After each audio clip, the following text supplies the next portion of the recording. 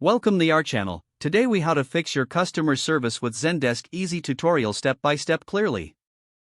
To begin fixing your customer service with Zendesk, first, log into your Zendesk account. If you don't have an account yet, visit the Zendesk website and sign up for a free trial. Once logged in, navigate to the admin panel located on the left sidebar. In the admin panel, select the channels section to access different communication options. Next, choose email to set up your support email address. Enter the email address you want to use for customer inquiries and follow the prompts to verify it. After setting up your email, head over to the ticket settings under the tickets section. Here, you can customize how tickets are created, including setting priorities and ticket status. Now, let's configure your support team's roles and permissions.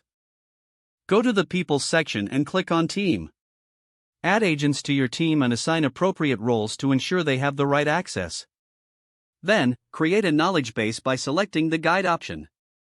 This feature will help you build a repository of articles for both agents and customers. Add frequently asked questions and useful guides for faster resolution of common issues. Next, set up your automated responses. In the admin panel, find the Business Rules section and select Triggers. Create triggers for common scenarios to ensure timely responses to customer inquiries. As you fine-tune your systems, monitor ticket resolution times. In the Reporting section, analyze performance metrics to identify areas for improvement. Encourage feedback from your customers to assess their satisfaction with your service. Finally, continuously update your knowledge base and improve your automated responses based on customer interactions. This consistent effort will lead to enhanced customer service using Zendesk. If the page does not load, refresh the browser or try again in a private or incognito window. Make sure you are using the correct email address, then retype it carefully to avoid small typos. If your password is not accepted, use the reset option and create a new strong password you can remember.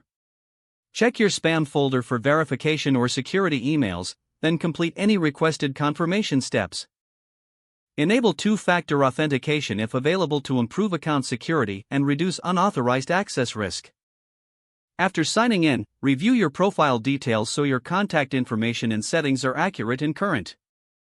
If you see an error message, note it down and try again after restarting your device and internet connection. Log out when you finish, especially on shared devices, to keep your account and payment information secure. Don't forget to like this video and subscribe to our channel for more step-by-step tech guides.